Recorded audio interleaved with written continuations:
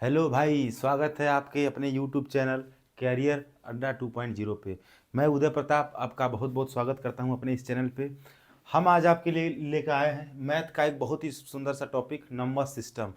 ये जान लीजिए कि आप अगर मैथ पढ़ रहे हैं तो आपको नंबर सिस्टम का अच्छे तरीके से नॉलेज होनी चाहिए, अदरवाइज आपको मैथ ऊपर ऊपर से पार होगी। मैं आपको एकदम छोटी छोटी पॉइंट से लेकर के एकदम नीचे से ऊपर तक सारा का सारा आज खंगाल के रख दूंगा यहाँ पे नंबर सिस्टम। आज आप बहुत ध्यान से देखिएगा। अगर ये वीडियो मेरा अच्छा लगता है तो ही लाइक कीजिएगा, कमेंट कीजिएगा, शेयर कीजिएगा, मगर वीडियो को स्किप ना कीजिए। ध्यान से पहले वीडियो को देखिए, अच्छे से सीखिए। चलिए ज़्यादा देर ना करते हुए शुरू करते हैं नंबर सिस्टम के टॉपिक को। नंबर सिस्टम को हिंदी में हम लोग बोलते हैं, नंबर सिस्टम को लोग हिंदी में बोलते हैं संख्या पद्धति। नंबर सिस्टम को हम लोग हिंदी में बोलते हैं संख्या पद्धति। संख्या पद्धति नंबर सिस्टम को हिंदी बोला जाता है संख्या पद्धति। दुनिया में दो ही टाइप के नंबर्स होते हैं, या दुनिया में दो ही तरह से नंबर को क्लासिफाई किया गया, क्लासिफिकेशन दिया गया है। एक वो नंबर जो रियल में नंबर हैं, एक वो नंबर जो रियल में नंबर हैं, यानी इसको बोलते हैं रियल नंबर। रियल नंबर इसको बोलते हैं वास्तविक संख्या। वास्तविक संख्या या वास्तविक संख्याएं। एक वो नंबर जो रियल में नंबर है, इसको हम लोग बोलते हैं वास्तविक संख्याएं। और एक वो नंबर जो रियल में नंबर नहीं है, हम लोग उसको केवल इमेजिन कर सकते हैं, यानी उसको बोलते हैं इमेजिनरी नंबर। इमेजिनरी नंबर्स का मतलब होता है काल्पनिक संख्याएं। काल्पनिक संख्याएं। एक वो नंबर जो रियल में है उसको बोलते हैं रियल नंबर, और एक नंबर वो जो रियल में है ही नहीं, उसकी केवल हम कल्पना कर सकते हैं, उसको हम लोग बोलते हैं काल्पनिक संख्याएं। कौन कौन से नंबर होते हैं? ध्यान दीजिए, रियल नंबर वो नंबर होते हैं, रियल नंबर वो नंबर होते हैं जिनको हम नंबर लाइन पे डिनोट कर सकते हैं, अर्थात संख्या रेखा पर जिसको हम दिखा सकते हैं। जिनको हम लोग संख्या रेखा पर दिखा सकते हैं उसको हम लोग बोलते हैं रियल नंबर। इमेजिनरी नंबर वो नंबर होते हैं जो बस केवल इमेजिन किया जा सकता है और दुनिया में कुछ होती नहीं है। जैसे इसका मैं एक ही लाइन में ख़त्म कर देता हूँ। जैसे मान लीजिए इसी का हम एग्जांपल देते हैं कि मान लीजिए आप इमेजिन कर सकते हैं √2 का मान कितना होगा, 1.414 ऐसे कुछ करके होगा, लेकिन हम इसमें एक निगेटिव पॉइंट चढ़ा दें -2।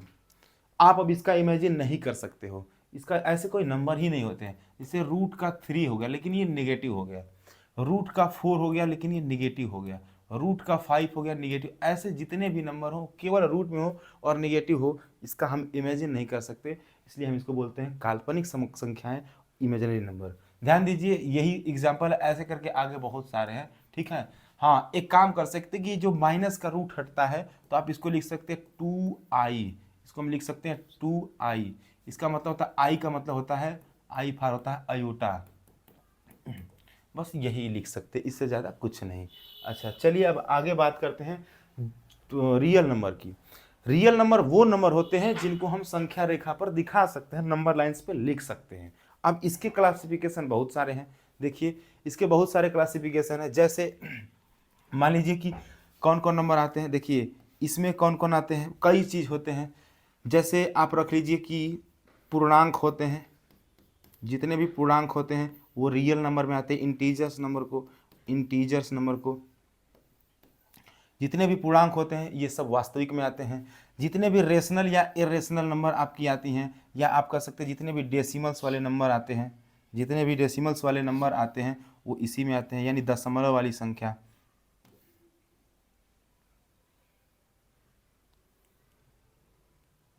जितने भी दशमलव वाली संख्याएं आती हैं इसी में आती हैं।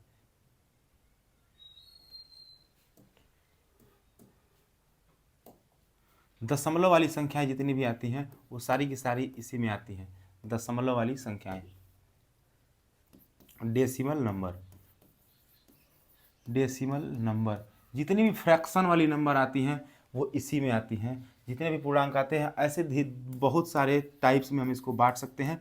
हम लोग एक एक टाइप्स का पढ़ते चलेंगे। अभी दशमलव वाली संख्या और दशमलव वाली संख्या में ही सारी की सारी संख्याएं आपको हम बता देंगे। ध्यान दीजिएगा, अभी हम लोग बात करेंगे पूर्णांक के बारे में, इंटीजर के बारे में। क्या होता है पूर्णांक, समझिएगा। पूर्णांक क्या होता है? पूर्णांक वो होते हैं, देखिए जिसमें कोई पूर्णांक वो होते हैं, इंटीजर वो होते हैं पूर्णांक वो होते हैं जो पूरा पूरा अंक हो। इंटीजर वो हो जो पूरा पूरा, ना इसमें डेसिमल्स हो ना इसमें फ्रैक्शंस हो, है ना, जिसको हम पूरा पूरा अंक लिखते हैं। जैसे आप लिखिए 0 लिखिए, 1 लिखिए, 2 लिखिए, 3 लिखिए, 4 लिखिए, 5 लिखिए, 6 लिखिए, आगे ऐसे करते करते जितना आप लिख सकते हैं इनफाइनाइट तक लिखिए। ये सारे के सारे इंटीजर्स नंबर हैं। अच्छा, और क्या हो सकते हैं, देखो माइनस का 1 हो सकता है भाई, माइनस का 1 कोई भी नंबर हो, जिसे माइनस का 1 हो, माइनस का 2 हो, माइनस का 3 हो, माइनस का 4 हो, ये सारे के सारे नंबर इंटीजर्स में नंबर में आते हैं। अच्छा, अब इंटीजर्स की अगर हम क्लासिफिकेशन करें, अगर हम इंटीजर की क्लासिफिकेशन करें तो इंटीजर में कितने होते हैं, देखिए इंटीजर में 3 होते हैं। एक वो नंबर होता है जो होता है धन पूर्णांक, एक वो नंबर होता है धन पूर्णांक, धन पूर्णांक का मतलब होता है पॉजिटिव, धन पूर्णांक का मतलब है पॉजिटिव। एक होता है जीरो यानी शून्य पूर्णांक, एक होता है शून्य पूर्णांक, इसको हम बोलते हैं जीरो। और एक होता है ऋण पूर्णांक, एक होता है ऋण पूर्णांक, एक होता है ऋण पूर्णांक, इसको हम बोलते हैं नेगेटिव नंबर, नेगेटिव, निगेटिव। देखिए मैं आपको बता रहा हूं कि नंबर सिस्टम में जिसको हम संख्या रेखा पर लिख सकते हैं, ये सारी की सारी नंबर्स लाइंस पे लिखी जा सकती हैं। ध्यान दीजिए, एक होता है धन पूर्णांक, एक होता है शून्य पूर्णांक, एक होता है ऋण पूर्णांक। धन पूर्णांक को ही हम बोलते हैं ऋणोत्तर, धन पूर्णांक को हम लोग बोलते हैं ऋणोत्तर। ऋणोत्तर का मतलब होता है नॉन नेगेटिव, नॉन नेगेटिव। ध्यान दीजिएगा, ऋणोत्तर का मतलब होता है नॉन नेगेटिव, जो नेगेटिव नहीं है। अच्छा, ऋण पूर्णांक को हम लोग बोलते हैं नॉन पॉजिटिव, नॉन पॉजिटिव, जो पॉजिटिव नहीं हो यानी जो धन पूर्णांक नहीं हो उसको हम बोलते हैं धनेत्तर। नाम पे मत जाइए, धनेत्तर लिखा है इसका मतलब नॉन पॉजिटिव, और ये ऋणोत्तर लिखा है इसका मतलब नॉन निगेटिव। ऋणोत्तर का मतलब जो ऋण न हो तो वो धन होगा, और धनेत्तर का मतलब जो धन न हो तो वो ऋण होगा। ठीक है ना। अब हम इसके बारे में देखते हैं। जैसे मान लीजिए जीरो, हमने आपको बताया कि देखिए जीरो एक नंबर हो गया आपका जीरो। अच्छा, अब अगर हम ऋण पूर्णांक में जाएंगे तो ऋण पूर्णांक में -1, -2, -3, -4, -5, -6, -7, -8, ऐसे आप इनफाइनाइट तक चले जाइए। धन पूर्णांक में जाएंगे तो 1, 2, 3, 4, 5, 6, 7, 8, 9, 10, जहाँ तक आप जा सकते हैं वहाँ तक जाइए इनफाइनाइट तक। ये हो गए आपके धन पूर्णांक, या इसी को हम बोलते हैं ऋणोत्तर। और ये हो गए आपके ऋण पूर्णांक, इसी को हम बोलते हैं धनेत्तर यानी नॉन पॉजिटिव। और जीरो एक नंबर है, ये भी एक पूर्णांक है। तो ये आई होप समझ में आ रहा होगा आपको कि पूर्णांक क्या होते हैं। अब पूर्णांक के बाद हम लोग आगे बात करेंगे डेसिमल्स नंबर, डेसिमल यानी दशमलव वाली संख्या, डेसिमल नंबर।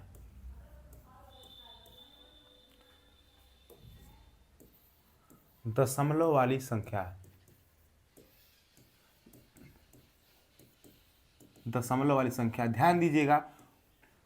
दशमलव के बारे में आप सभी लोग जानते हैं, जैसे कोई चीज़ पूरा पूरा है उसके बाद थोड़ा सा है आधा, जैसे मान लीजिए एक पूरा पूरा है इसके बाद आधा, था हम इसको लिखते हैं 1.5।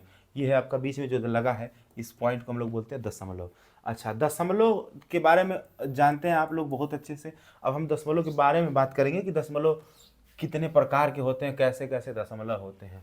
तो ध्यान दीजिए, दशमलव मेनली 2 प्रकार के होते हैं, दशमलव मेनली 2 प्रकार के होते हैं। एक वो दशमलव होते हैं, एक शांत दशमलव होता है, शांत दशमलव।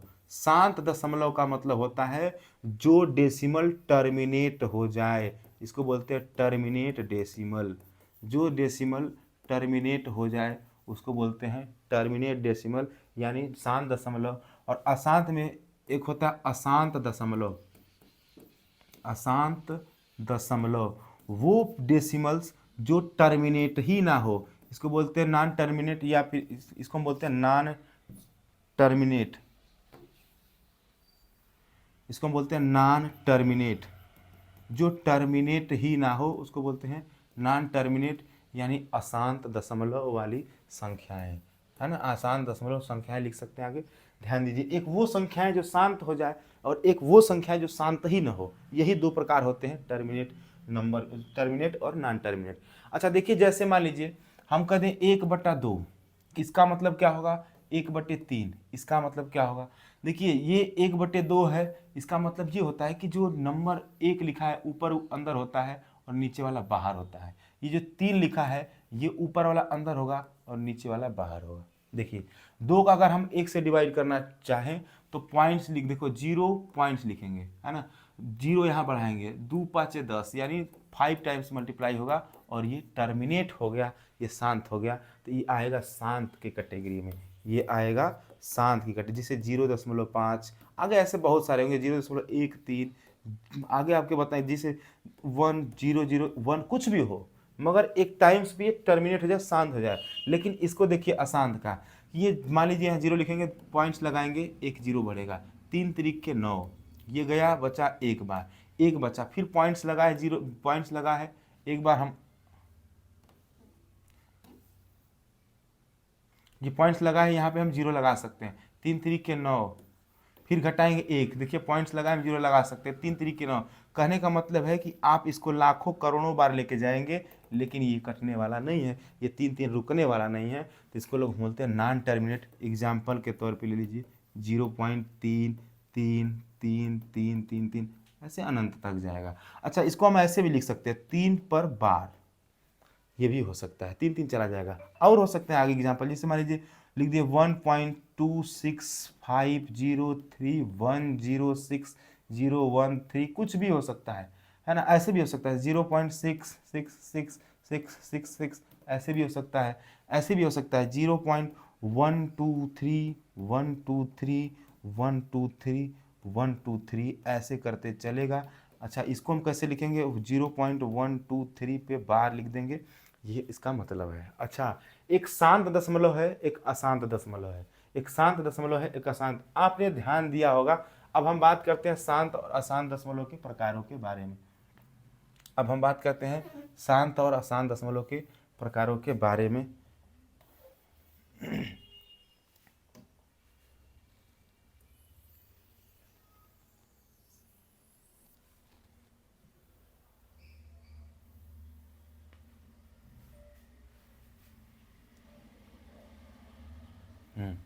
शांत और अशांत दशमलव के बारे में हम लोग बात करते हैं, ध्यान दीजिएगा। शांत दशमलव और आगे हो सकता है, जैसे मान लीजिए मैंने बताया आपको शांत दशमलव अशांत दशमलव, लेकिन अशांत दशमलव जो कैटेगरी होती है, जो अशांत दशमलव की कैटेगरी होती है वो कैसी होती है, ध्यान दीजिए।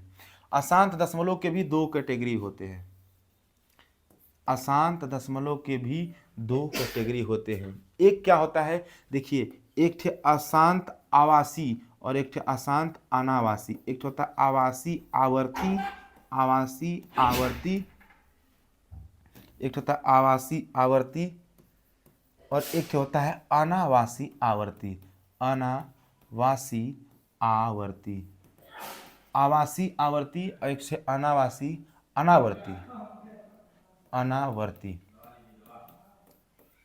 इसको हम लोग बोलते हैं आवासी आवर्ती, यानी ये होता है, देखिए अशांत दशमलव है तो ये है, बोलते हैं हम लोग रेपटिंग नॉन टर्मिनेट डेसिमल। इसको non repeating non terminate decimal, देखिए रेपटिंग नॉन टर्मिनेट डेसिमल, और इसको बोलते हैं non repeating non terminate decimal, non repeating non terminate decimal. एक होती है आवासी आवर्ती और एक होती है अनावा। आपने गौर किया, ध्यान दीजिए, आपको जब मैं पढ़ा रहा था अशांत दशमलव के बारे में, तो अशांत दशमलव में एक देखिए ये जो 3 3 3 3 आप देख रहे हैं, यहाँ देखिए 6 6 6 आप देख रहे हैं पॉइंट के बाद लगा हुआ है।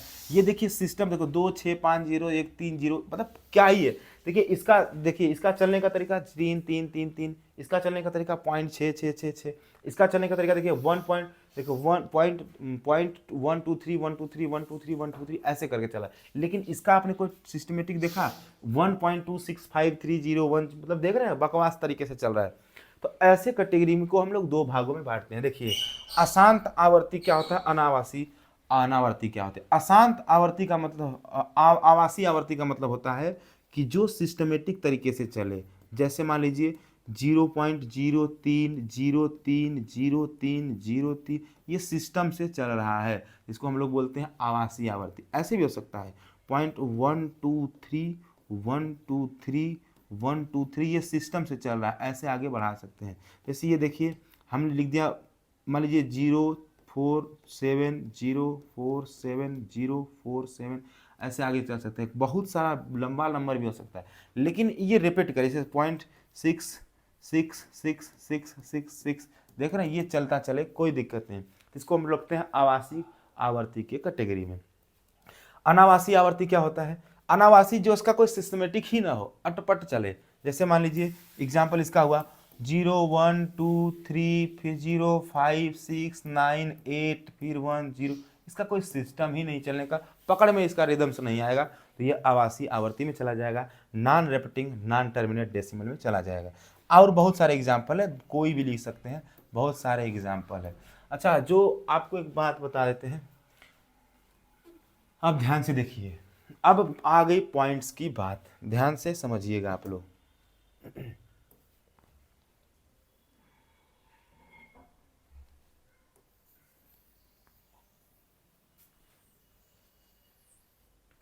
अब समझिएगा ध्यान से आप लोग कि क्या होता है आवासी आवर्ती और अनावासी आवर्ती से क्या होता है, ध्यान दीजिए।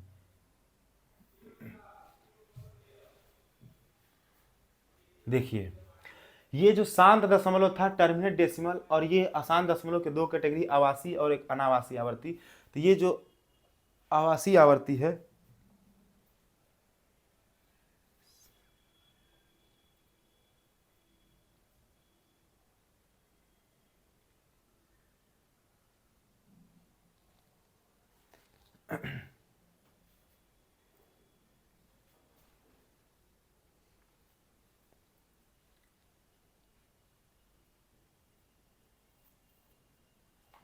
देखिए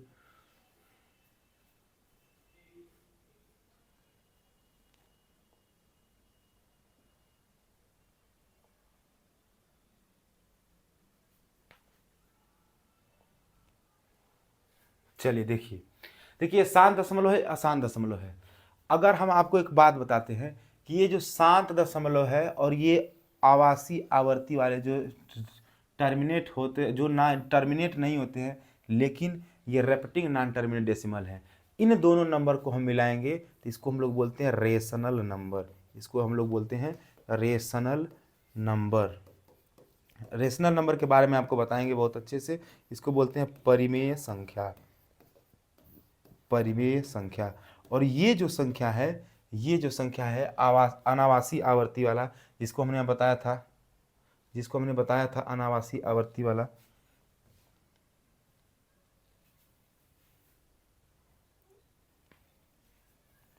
ये क्या हो गया?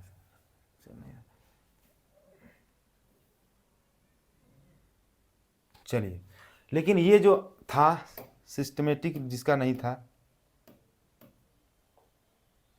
इसको मैंने आपको एग्जाम्पल दिया था, जैसे कुछ भी अटपटा सा चले, 0 1 0 0 1 0 0 3 0 1 ऐसे चले, या फिर कहीं रुकने का नाम ना ले, लेकिन अटपटा चले, है ना, इसमें कुछ समझ में ना आए कि आगे नंबर्स कौन सा है, इसको हम लोग बोलते हैं अनावासी आवर्ती। और ये अनावासी आवर्ती को ही हम बोलते हैं अपरिमेय संख्या। इसको बोलते हैं अपरिमेय संख्या।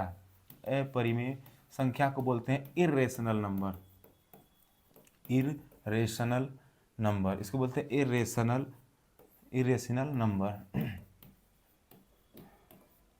ये होता है दशमलव वाली संख्या को मैंने आपको बहुत अच्छे से बताया। फिर से एक बार ध्यान दीजिए, दशमलव दो प्रकार के होते हैं, एक शांत एक अशांत।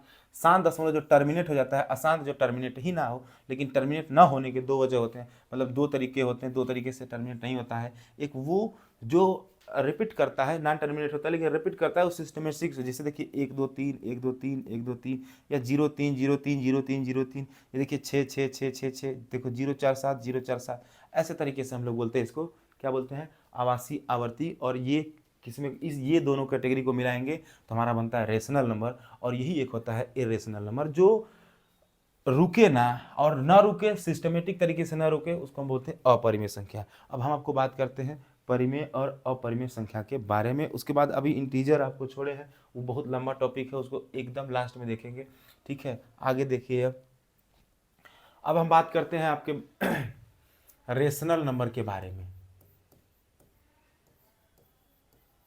रेशनल नंबर, रेशनल नंबर को बोलते हैं हम लोग परिमेय संख्या, परिमेय संख्या किसे कहते हैं, ध्यान दीजिए।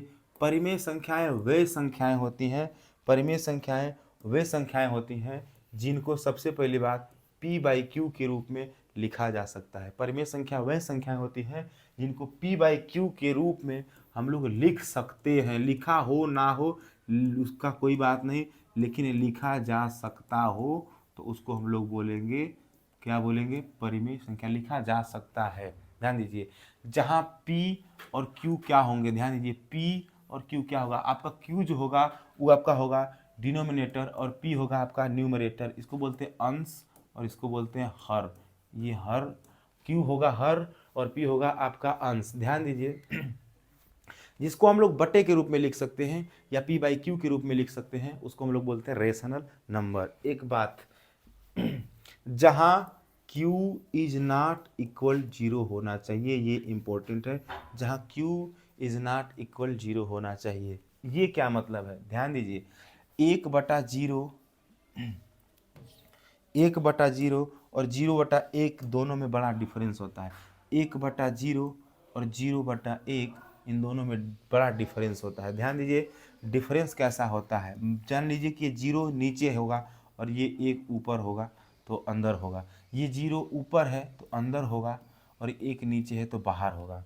मैं आपसे कहूं, देखिए इन दोनों का मतलब क्या होता है। मैंने आपसे कहा कि ये नंबर रेशनल नंबर नहीं होगा, लेकिन ये नंबर रेशनल नंबर होगा। कैसे, देखिए इसका मतलब, मैं आपसे कहूं कि एक का कोई ऐसा नंबर चूज करिए या ऐसा नंबर बताइए जिसमें मल्टीप्लाई हो, जिसमें मल्टीप्लाई हो तो वो 0 आ जाए, तो आप कहेंगे जाहिर सी बात है किसका मल्टीप्लाई करेंगे, 0 का मल्टीप्लाई करेंगे तो 0 आएगा। ये हो गया खत्म।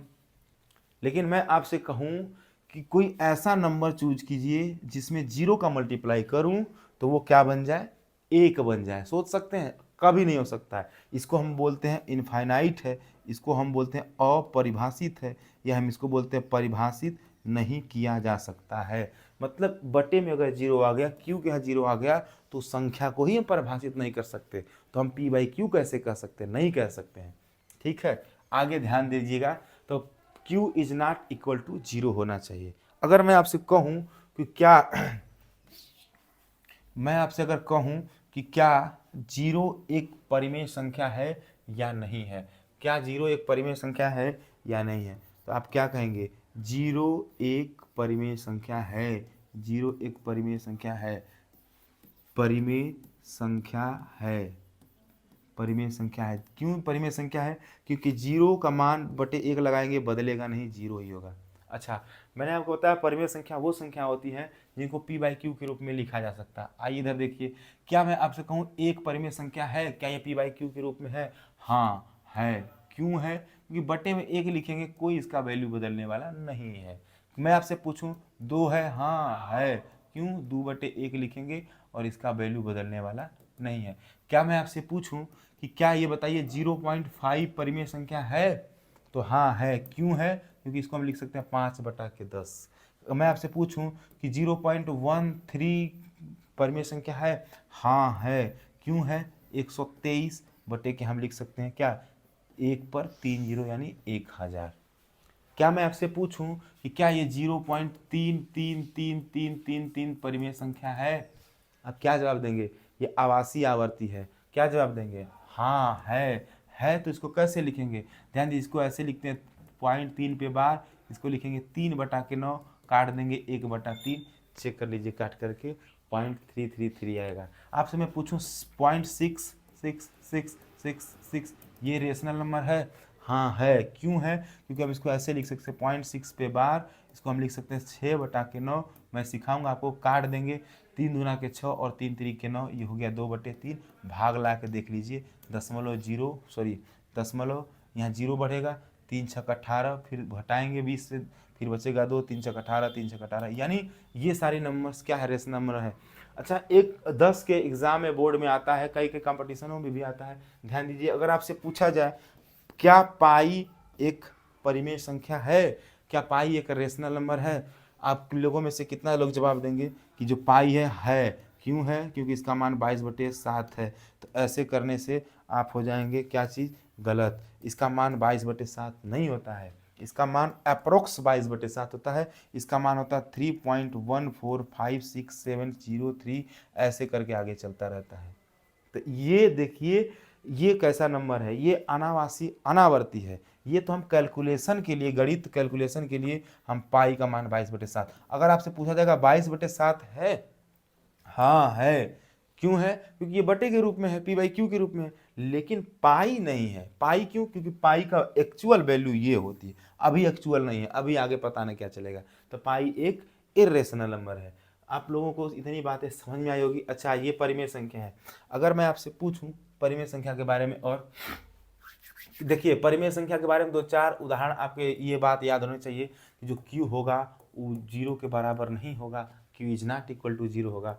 अच्छा, आपको याद होना चाहिए दशमलव है तो शांत दशमलव वाली जितनी भी सारी संख्याएं हैं, देखिए शांत दशमलव की जितनी भी सारी संख्याएं हैं वो सभी के सभी परिमेय संख्या हैं। जितनी भी शांत दशमलव हैं उनके बटे में हम 1 0 2 0 मतलब 1 पे 1 0 100 1000 10,000 लाख 10 लाख लगा के हम उसको हटा सकते हैं। अच्छा, अशांत में आप ध्यान दीजिए, आवासी आवर्ती वाला भी हमारा क्या है? परिमेय संख्या। आवासी आवर्ती वाला भी परिमेय संख्या है, ठीक है ना। अगर मैं आपसे पूछूं एग्जाम्पल, ये बताइए, अगर मैं आपसे पूछूं, ध्यान से समझिएगा, ये पेपर में आया हुआ क्वेश्चन है 0.01 001 0001 00001, ऐसे आगे करके चलेगा। बताइए क्या ये पी बाई क्यू के रूप में लिखा जा सकता है? ध्यान दीजिए, कितना लोगों को लगेगा कि नहीं ये आवासीय आवर्ती नहीं। आप बार इस पे लगा ही नहीं सकते हैं। जिस पे बार लगाया जा सकता है वही, चाहे देखिए कितना भी, देखिए ऐसे करके रहे 1 2 3 6 8 0 9, इसके बाद करें 6 6 6 6 6, ये भी कैटेगरी में आएगी आवासीय आवर्ती के, लेकिन ये आवासीय कैटेगरी में नहीं आएगी। क्यों? क्योंकि इसका कोई सिस्टमेटिक ही नहीं। 0.1 किस पे बार लगाएं बताइए? नहीं लगा सकते। तो ये कैसी संख्या है? तो यह एक अपरिमेय संख्या, ये परिमेय में नहीं आएगी, अपरिमेय में चली जाएगी। अपरिमेय संख्या समझ में आ रहा होगा आपको, उम्मीद है। अच्छा, ध्यान दीजिए, एक बात ध्यान दीजिए, एक बात याद रखिए कि प्रत्येक पूर्णांक एक परिमेय है। प्रत्येक कोई भी पूर्णांक, मैंने आपको पूर्णांक में क्या बताया? इंटीजर नंबर, चाहे वो 0 हो, चाहे 1 हो, 2 हो, 3 हो, 4 हो, 5 हो, ये सब आएंगे इंटीजर कैटेगरी में। या -1 हो, -2 हो, -3 हो, ये सारे इंटीजर की कैटेगरी में आएंगे। तो प्रत्येक पूर्णांक एक परिमेय होता है। प्रत्येक पूर्णांक एक परिमेय होता है, परंतु प्रत्येक परिमेय एक पूर्णांक नहीं होता है। ध्यान दीजिए, आपको मैं कहूं कि क्या 5 पूर्णांक है? हाँ परिमेय है, परिमेय भी है। 8 है, हाँ है। -8 है, हाँ है, पूर्णांक है, परिमेय है। जी बिल्कुल है, बटे में 1 लगा सकते हैं, ये परिमेय हो गया। लेकिन आपसे मैं पूछूं कि क्या 1/2 ये कैसी नंबर है? रेशनल नंबर है, तो क्या ये पूर्णांक होगी? नहीं हो सकती। इसीलिए मैंने आपको बताया कि प्रत्येक पूर्णांक एक परिमेय होता है। जितने भी पूर्णांक होंगे, जितने भी पूर्णांक होंगे वो परिमेय होंगे। जितने भी पूर्णांक हैं वो परिमेय होंगे, लेकिन सभी परिमेय कोई ज़रूरी नहीं है कि वो पूर्णांक हो ही जाए। ये बात बिल्कुल गलत है, ये बात गलत है। प्रत्येक पूर्णांक एक परिमेय होता है। अच्छा, ये बातें हैं। 0 भी एक पूर्णांक, मैंने 0 एक पूर्णांक भी है और एक डेसिमल भी है। तो उम्मीद करते हैं आपको शांत आसान दशमलव समझ में आया होगा। परिमेय। अच्छा, अब बात करते हैं, लगे हाथ बता देते हैं यहीं पे कि अपरिमेय क्या होता है। ध्यान दीजिए, अपरिमेय, अपरिमेय, अपरिमेय संख्या यानी इर्रेशनल नंबर क्या होते हैं? देखिए, अपरिमेय संख्या वह संख्याएं होती, सीधे सीधे बात, अपरिमेय कौन होंगी? जो परिमेय नहीं है वो अपरिमेय होंगी, जो परिमेय नहीं वो अपरिमेय होगी। आवासी आवर्ती वाले जितने भी हैं सब अनावासी। अनावासी का मतलब होता है non repeating, non terminate decimal, जितने भी होंगे अनावासी आवर्ती वाले सब के सब इसी में आ जाएंगे। अच्छा, एक बात और, कोई नंबर अगर परफेक्ट स्क्वायर है, अगर कोई नंबर रूट के अंदर है वो परफेक्ट स्क्वायर है, ध्यान दीजिए, जैसे 4 हो गया, ये 4 परफेक्ट स्क्वायर नंबर है। इसका बाहर वैल्यू आ सकती है 2, √9 है, इसको बाहर लिख सकते हैं 3, अंडर रूट आपका 36 है, इसको हम लिख सकते हैं बाहर 6, है ना। कोई भी अगर परफेक्ट स्क्वायर नंबर है तो ये परिमेय हो सकती है, क्योंकि इसकी वैल्यू बाहर लिखी जा सकती है। पी बाई क्यू का मतलब मैंने बताया आपको कि ऐसा नंबर जो पी बाई क्यू के रूप में लिखा जा सकता है उसको हम लोग क्या बोलते हैं, रेशनल, उसको हम लोग बोलते हैं रेशनल नंबर। लेकिन अगर देखिए रूट का 3 है, अगर हम इसको कहें बाहर लिखें तो ये 1.37652018 ऐसे करके आगे पता ना कितना, यानी ये non repeating non terminate decimal है। तो ये क्या हो सकता है, ये अपरिमेय हो सकता है लेकिन परिमेय नहीं हो सकता है। रूट का 5, रूट का 6, रूट का 7, जितने भी नंबर रूट में आएंगे लेकिन परफेक्ट स्क्वायर नहीं होंगे, वो सारे के सारे अगर हम कन्वर्ट करेंगे रूट 2 भी, वो सारे के सारे कन्वर्ट करेंगे 1.41414 ऐसे करके 8603 ऐसे करके आगे चलेगा। ये सब क्या है, अपरिमेय संख्या है। और ये सब क्या है, ये सब क्या है, ये परिमेय संख्या है, लेकिन ये सब परिमेय संख्या नहीं है। ठीक है, उम्मीद करते हैं आपको क्या क्या समझाए हम। आपको हमने बताया शांत दशमलव वाली से शुरुआत की, शांत दशमलव, अशांत दशमलव, परिमेय संख्या, अपरिमेय संख्या। आपको इतने सारे एग्जाम्पल्स के साथ थोड़ा बहुत और एग्जाम्पल ले सकते हैं, इतना ही कह सकते हैं। लेकिन आगे अब पढ़ाते हैं आपको इंटीजर के बारे में, और ध्यान से देखिएगा इंटीजर।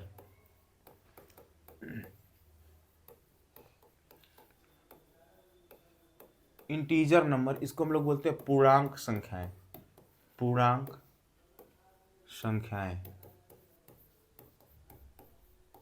पूर्णांक वाली संख्याएं क्या होती है, जिसमें ध्यान दीजिए, पूर्णांक वाली कैटेगरी क्या होती है, जिसमें कोई डेसिमल ना लगा हो, कोई बटे ना लगा हो, कोई भिन्न ना हो, उसका हम लोग मतलब बोलते हैं क्या चीज, पूर्णांक संख्याएं, इंटीजर नंबर।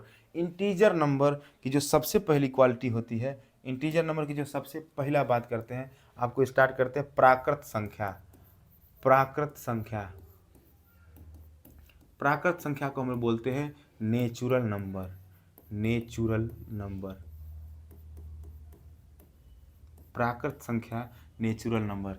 नेचुरल नंबर वो होते हैं, काउंटिंग वाले नंबर होते हैं, गिनती वाले नंबर होते हैं नेचुरल नंबर। जैसे आप लोग लिखेंगे 1, 2, 3, 4, 5, 6, 7, 8, 9, 10, 11, 12 जितना आगे आएगा, ये सब प्राकृत लिख दिया है, ये प्राकृत संख्याएं होती हैं, नेचुरल नंबर होती है।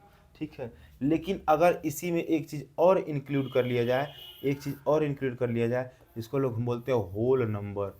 होल नंबर, होल नंबर को हम लोग बोलते हैं पूर्ण संख्याएं, पूर्ण संख्याएं,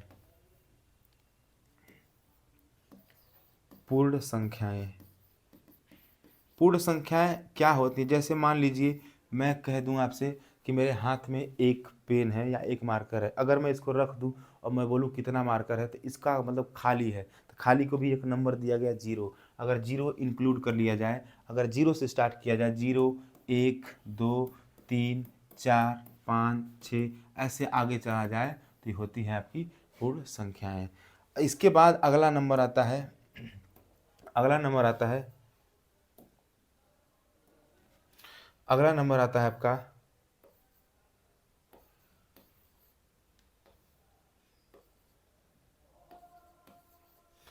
3 नंबर में आता है आपका इवन नंबर, यानी इसको हम इवन नंबर को बोलते हैं हम लोग सम संख्याएं, सम संख्याएं। सम संख्याएं को हम लोग बोलते हैं इंग्लिश में इवन नंबर। इवन नंबर वो नंबर होता है, इवन नंबर वो नंबर होता है,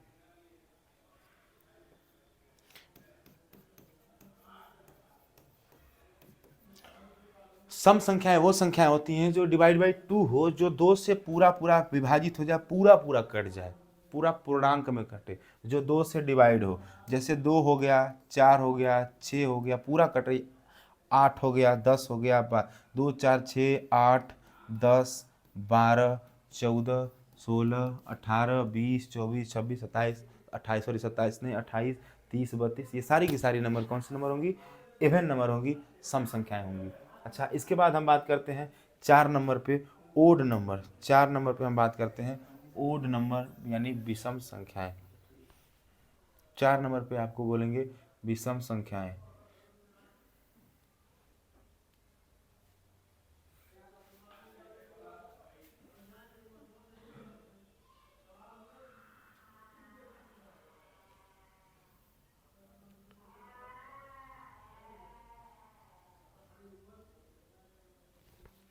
हाँ देखिए, 4 नंबर जो होगा आपकी होंगी 4 नंबर विषम संख्याएं।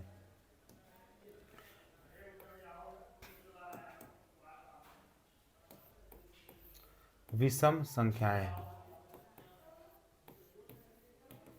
विषम संख्याएं, विषम संख्याएं वे संख्या, विषम संख्याएं इसको बोलते हैं ओड नंबर, ओड नंबर। विषम संख्याएं वो संख्याएं होती हैं, विषम संख्याएं वो संख्याएं होती हैं जो 2 से पूरा पूरा नहीं कटे। जैसे एग्जाम्पल ले लीजिए, 1 हो गया, 3 हो गया, पूरा पूरा नहीं कटेंगे, 5 हो गया, 7 हो गया, 9 हो गया, 11 हो गया, 13 हो गया, 15 हो गया, 17 हो गया, ऐसे जहाँ तक आगे बढ़े इसको हम लोग बोलते हैं क्या नंबर, विषम संख्याएं। विषम संख्या वो संख्या होती है जो 2 से पूरा पूरा नहीं कटती है। अच्छा, इसके बाद होता है नंबर 5, एक होता है prime number, prime numbers, prime numbers, prime numbers को हम लोग बोलते हैं अभाज्य संख्याएं, अभाज्य संख्याएं, संख्याएं। अभाज्य संख्याएं वो संख्याएं होती हैं जो किसी से ना कटे। अभाज्य संख्याएं किसी से नहीं कटती है, अभाज्य संख्याएं वो होती हैं जो किसी से ना कटे, या फिर ऐसे कह सकते हैं अभाज्य संख्या वो संख्याएं होती हैं जो डिवाइड बाय इटसेल्फ हो, है ना, या फिर एक से कटे या खुद से कटे ना, उसको हम बोलते हैं अभाज्य संख्या। या ऐसे नंबर्स जिसके कम से कम केवल 2 ही फैक्टर हो, अधिक से अधिक 2 फैक्टर हो। जैसे आपसे मैं कह दूँ 2, 2 के कितने फैक्टर हो सकते हैं, 1 और 2, ठीक है ना। अगर मैं आपसे कहूँ 4, 4 कितने, 1 गुणा 2 गुणा 2, ये 4 के 2 से ज़्यादा फैक्टर हो गए तो 4 प्राइम नंबर नहीं है, 2 के 2 ही फैक्टर है, ये हो सकता है। आपको मैं बोलूँ 3, 3 के कितने फैक्टर हैं, 1 गुणा 3, ये हो सकता है आपका प्राइम नंबर। 5 के कितने फैक्टर हैं, 1 गुणा 5, बीच में कोई नहीं, ये हो सकते हैं प्राइम नंबर। 6 को बोले 1 गुणा 2 गुणा 3, ये केवल इसके 3 फैक्टर हो सकते हैं, तो ये प्राइम नंबर नहीं आएगा। इसका मतलब ऐसा, ये प्राइम नंबर में नहीं आएगा, ये अभाज्य संख्या में नहीं, ये भाज्य संख्या कंपोजिट नंबर में चला जाएगा। तो कहने का मतलब है ऐसी संख्या जो खुद से कटे, या दुनिया की सारी नंबर खुद से कटेगी, दुनिया की सारी नंबर 1 से कटेंगी, मगर जो नंबर प्राइम नंबर है वो 1 से कटेगी, खुद से भी कटेगी, लेकिन इसके अलावा किसी से नहीं कटेगी। या फिर यूँ कह सकते हैं जिस केवल ज़्यादा से ज़्यादा 2 फैक्टर हो, ये होता है आपका क्या, प्राइम नंबर। एग्जाम्पल देखिए कहाँ से स्टार्ट होता है, 2, 2 के बाद आएगा 5, सॉरी 2 3, 2 3 5 7 9 नहीं, 11 13 15 17, सॉरी 15 भी नहीं, 15 आपका आता है कंपोजिट नंबर में, 17 19 23, है ना। ऐसे आगे करते करते करते करते करते करते करते अगर आप 50 तक जाएंगे, अगर आप 50 तक जाएंगे तो आपको इसके बीच में कुल 15 नंबर्स मिलेंगे। आप ऐसे 50 तक जाएंगे तो 15 नंबर मिलेंगे। अगर आप 50 के बाद 51 लेते हैं जो कि कंपोजिट नंबर है, 52 53, 53 से स्टार्ट करेंगे, 53 54 55 56 56 57 58 59 नहीं कटेगा। ऐसे करते करते करते करते देखिए 91 कटेगा, 13 7 91 92 93 93 कटेगा, 94 95 96 97, देखिए 97 ये लास्ट पड़ता है। इसके बीच में आपके 10 नंबर हैं इसके बीच में 10 नंबर है। इसका मतलब ये है कि 1 से लेकर अगर मैं 50 तक जाऊं तो 15 नंबर्स मिलेंगे। कौन से नंबर, 15 नंबर, प्राइम नंबर 15 मिलेंगे। अच्छा, अगर मैं 50 से लेकर के 100 तक के जाऊं तो केवल 10 नंबर मिलेंगे। या ऐसे कर सकते हैं कि 1 से 100 तक के बीच में कुल कितनी संख्याएं होती हैं जो प्राइम होती हैं, तो कुल कितनी संख्याएं होती हैं भैया, 25 होती हैं, कुल संख्याएं 25 होती हैं। यहाँ पे आप लिख भी सकते हैं कि 1 से 100 तक के बीच में कुल 25 संख्याएं ऐसी होती हैं जो अभाज्य होती है। 1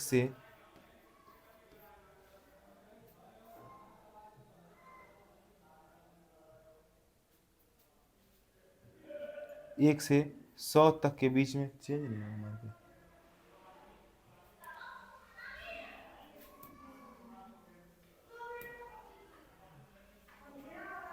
देखें,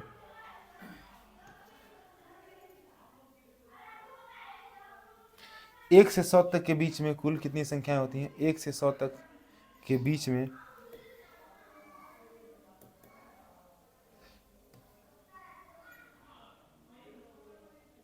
1 से 100 तक के बीच में कुल 25 संख्याएं ऐसी होती हैं जो अभाज्य संख्याएं होती हैं, जो कि अभाज्य संख्याएं होती हैं। अब अभाज्य संख्या के बाद हम बात करेंगे आपको कि वो संख्याएं जो भाज्य होती हैं, 6 नंबर पे भाज्य संख्याएं होती हैं। भाज्य संख्याएं, भाज्य संख्याएं, भाज्य संख्याएं, ध्यान दीजिए, इसको बोलते हैं composite number. Composite number, composite number वो नंबर होता है जो कि कटता हो, किसी न किसी से कटता हो, यानी जिसके कम से कम 3 फैक्टर हो, उसको बोलते हैं कंपोजिट नंबर। जो 3 से कटता हो, मतलब जिसके कम से कम 3 फैक्टर हो, उसको हम लोग बोलते हैं कंपोजिट नंबर। जैसे मान लीजिए, आप एग्जांपल ले लीजिए, जैसे देखिए, एक ना ही मैंने भाज्य में रखा है, यानी एक को मैंने भाज्य में नहीं रखा, और एक ना ही अभाज्य है। एक अभाज्य और भाज्य दोनों ही नहीं है, एक अभाज्य और भाज्य दोनों ही नहीं है, ठीक है। अच्छा, वो नंबर जो भाज्य है, ध्यान दीजिए, एक है ये नहीं है, दो नहीं है, दो भाज्य संख्याओं में नहीं आता है, ये अभाज्य संख्याएं होती है। तीन नहीं है, तो क्या होगी, चार। चार से भाज्य संख्याएं स्टार्ट होती है। सबसे छोटी भाज्य संख्या जो होती है वो चार होती है। चार हो गया, पाँच नहीं लेंगे, छः हो गया, सात नहीं लेंगे, आठ, नौ, 10, 11 नहीं, 12, ठीक है, 13 नहीं, 14, 15, 16, 17, 18, ऐसे आगे चलेंगे। अब यहाँ ध्यान देने वाली बात ये है, एकदम नोट करने वाली बात ये है कि जो सबसे छोटी भाज्य संख्या होती है, जो सबसे छोटी भाज्य संख्या होती है, जो सबसे छोटी इवन, जो सबसे इवन कंपोजिट नंबर होता है, इवन कंपोजिट, जो सबसे छोटी समभाज्य संख्या होती है वो चार होती है। और सबसे छोटी, यानी सबसे छोटी ओड कंपोजिट जो नंबर होती है, ओड कंपोजिट नंबर होती है, वो देखिए 6 है, सम संख्या है, 8 है, सम संख्या 9 है, ये है विषम संख्या, यानी 9 जो है सबसे छोटी ओड नंबर है, सबसे छोटी भाज्य, सबसे छोटी कंपोजिट नंबर है, भाज्य संख्या है। ये है अभाज्य और भाज्य। एक आता है आपका नंबर है, एक नंबर आपका आएगा twins prime number. Twins prime number, twins prime number, यानी ट्विंस प्राइम का नंबर होता है, मतलब दो नंबर ऐसे हों जो जोड़े में हो और प्राइम हो। जैसे मान लीजिए 2 और 3 हो गया, ये ट्विंस प्राइम नंबर है। जैसे 3 हो गया और 5 हो गए, ठीक है, ये हो गया ट्विंस प्राइम, ठीक है। ऐसे करके चलेंगे आगे, जितने भी होंगे ये होता है ट्विंस प्राइम। और इसके बाद एक नंबर आता है, एक नंबर आता है जिसको हम बोलते हैं को प्राइम, को प्राइम नंबर्स, को प्राइम, इसको हम लोग बोलते हैं सहभाज्य संख्या। सहभाज्य संख्या, सहभाज्य संख्या वो संख्याएं होती हैं, ध्यान दीजिए, सहभाज्य संख्याएं वो संख्याएं होती हैं, सहभाज्य संख्याएं वो संख्या होती हैं जिन दो संख्याओं का, देखिए सहभाज्य संख्या कभी अकेले नहीं रहती है, हमेशा जोड़े में रहती है। तो सहभाज्य संख्याएं वो संख्याएं होती हैं जिनके एचसीएफ, जिन दो संख्याओं के एचसीएफ केवल एक हो। जैसे मान लीजिए 5 और 6 है, इनका एचसीएफ 1 होगा, मतलब इसको हम और नहीं काट सकते। जैसे मान लीजिए 8 है और 10 है, ये अभी कर सकते हैं, 2 चौके 8, 2 पाँचे 10, इसका मतलब इन दोनों का जो एचसीएफ था वो 2 था, 2 से डिवाइड हो रही थी, तो ये नहीं होगा। जैसे 5 6 हो गया, 4 5 भी हो सकता है, 7 8 भी हो सकता है, यानी दो लगातार, अगर दो जो कंजिक्यूटिव नंबर होते हैं वो हमेशा क्या होते हैं, जो दो कंजिक्यूटिव नंबर वो सदैव के सदैव को प्राइम नंबर होते हैं। जैसे देखिए 9 10, ये दोनों लगातार संख्या हैं, ये क्या होते हैं, एक दोनों, इन दोनों का एचसीएफ जो होगा 1 होगा, इसको हम लोग आगे नहीं काट सकते, तो ये क्या होगा, को प्राइम नंबर। तो ये था आपका पहला, हमने आपको बताया क्या, पहला मैंने आपको बताया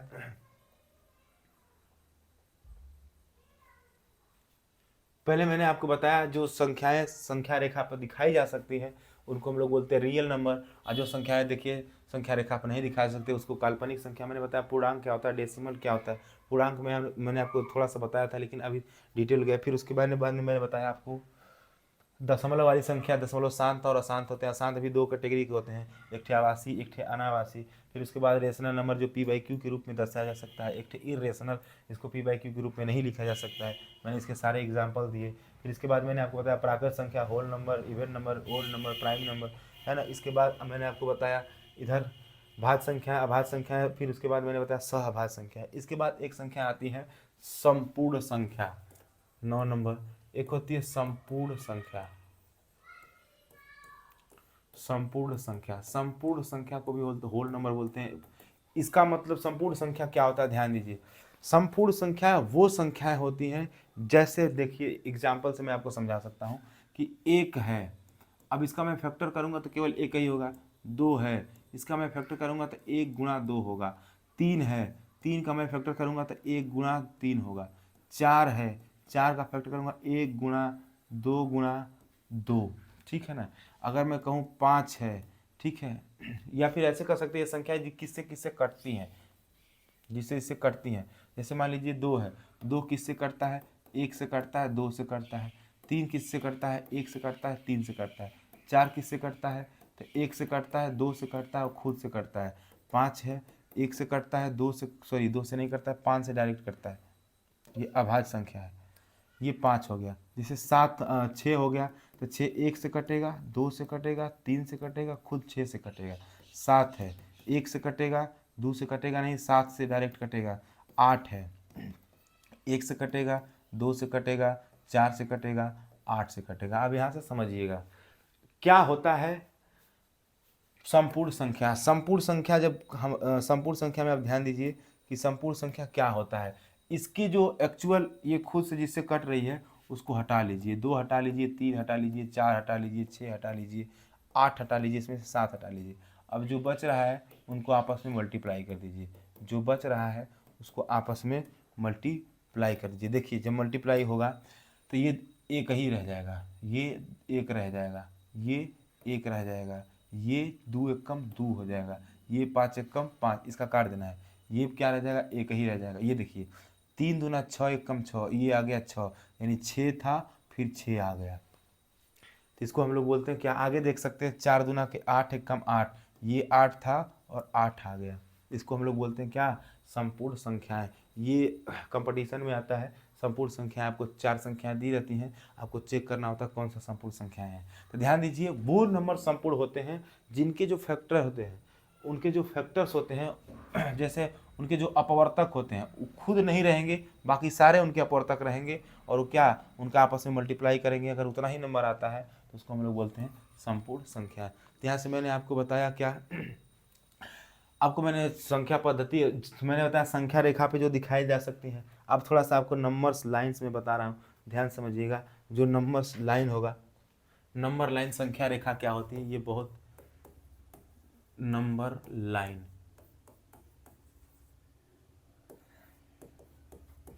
संख्या रेखा। जैसे मैं आपसे कह दूं क्या संख्या रेखा पे आप जीरो को दर्शा सकते हो, जी ये नंबर लाइन है, मान लीजिए ये नंबर लाइन है।